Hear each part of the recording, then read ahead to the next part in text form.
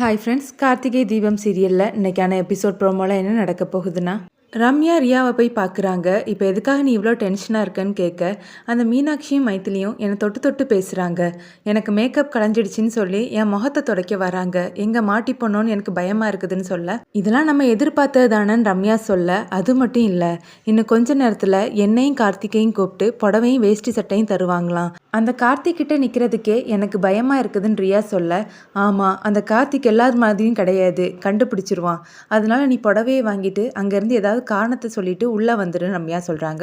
ஐயர் அபிராமி கிட்ட பொண்ணை கூட்டிகிட்டு வந்து அவங்களுக்கு புடவையை கொடுத்து விடுங்கன்னு சொல்ல, அபிராமி மீனாட்சி கிட்ட சொல்கிறாங்க. மீனாட்சியும் மைத்திலியும் தீபாவை கூப்பிட்றதுக்காக அவங்களோட ரூமுக்கு போகிறாங்க.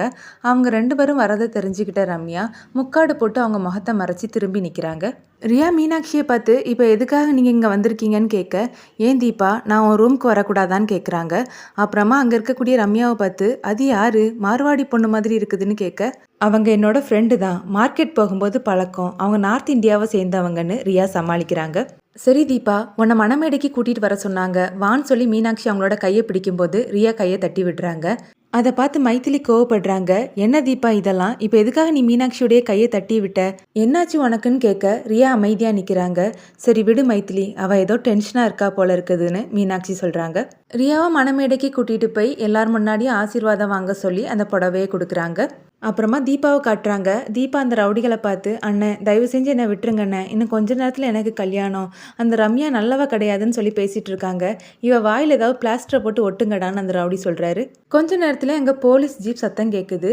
யாருன்னு போய் பாருன்னு ஒரு ரவுடி இன்னொரு ரவுடி அனுப்ப, அந்த ரவுடி போய் பார்த்துட்டு, டேய் போலீஸ்டா எல்லாரும் வாங்கன்னு சொல்லி தீபாவோட வாயில் கர்ச்சீஃப் வச்சு கட்டுறாங்க. அப்புறமா அவங்கள ஒரு இடத்துல மறைச்சி வச்சு கட்டி போடுறாங்க. எல்லா ரவுடிகளும் அதே குடவுனில் ஒவ்வொரு இடமா போய் ஒளிஞ்சிக்கிறாங்க. அப்புறமா சரவணன் எல்லா இடமும் வந்து செக் பண்ணுறாரு. தீபா பக்கத்தில் வரைக்கும் வராரு. ஆனால் தீபாவை கட்டி போட்டிருக்கதை கவனிக்காமல் அங்கேருந்து கிளம்பி போயிடுறாரு. அடுத்ததாக ஐயர் மாப்பிள்ளை வந்து வேஷ்டி சட்டை வாங்கிட்டு போக சொல்லுங்கன்னு சொல்லும்போது அதை கேட்ட ரியா, இப்போ கார்த்திக் வந்தால் நம்மளை கண்டுபிடிச்சிருவானே, இங்கேருந்து எப்படியாவது ரூம்குள்ளே போயிடணும்னு சொல்லிட்டு அபிராமி கிட்ட, எனக்கு ரொம்ப தலைவலியாக இருக்குது அத்தை, நான் கொஞ்ச நேரம் போய் ரெஸ்ட் எடுக்கிறேன்னு சொல்லிட்டு அங்கேருந்து கிளம்பி போயிடுறாங்க. அப்புறமா கார்த்திக் வந்து எல்லார்கிட்டையும் ஆசீர்வாதம் வாங்கி அவருடைய வேஷ்டி சட்டையை வாங்கிட்டு போகிறாரு. மைத்திலியும் மீனாட்சியும் தீபாவை பார்க்குறதுக்காக ரூமுக்கு போகிறாங்க. என்னை கொஞ்ச நேரம் தனியாக விடுறீங்களான்னு தீபா சொல்ல, என்னாச்சு தீபா, உனக்கு தலைவலின்னு சொன்னியேன்னு மீனாட்சி அவங்களுடைய நெத்தியில் கை வைக்கும்போது ரியா அவங்கள ஓங்கி அரைகிறாங்க. அதை பார்த்த மைத்திலி ஷாக் ஆகுறாங்க. என்னாச்சு தீபா உனக்கு, இப்போ எதுக்காக நீ மீனாட்சி அடிச்ச, நீ என்ன காரியம் பண்ணியிருக்க தெரியுமா, மீனாட்சி உன்னை விட எத்தனை வயசு பெரியவ, அது மட்டும் இல்லை அவள் உன்னை சொந்த தங்கச்சியாக பார்த்துக்கிட்டா, அவளை போய் கை நீட்டி அரைகிற, அந்த வீட்டில் உனக்கு யாரும் சப்போர்ட் பண்ணாத போது உனக்கு இருந்த ஒரே சப்போர்ட் இந்த மீனாட்சி தான், அவளை போய் நீ கை நீட்டி அடிக்கிறேன்னு கேட்க, இல்லை அண்ணி, நான் வேணும்னு பண்ணலை, நானே தலைவலியில் இருந்தேனா, அதான் அவங்க கை வச்சதும் நான் தெரியாமல் அடிச்சிட்டேன்னு சொல்கிறாங்க. மரியாதையாக மீனாட்சி கிட்ட மன்னிப்பு கேளுன்னு மைத்திலி சொல்ல ரியா தயங்கி போய் நிற்கிறாங்க. பரவாயில்ல மைத்திலி, விட்டுரு, நம்ம கிளம்பலான்னு சொல்லிட்டு மீனாட்சி வெளியில் போகிறாங்க.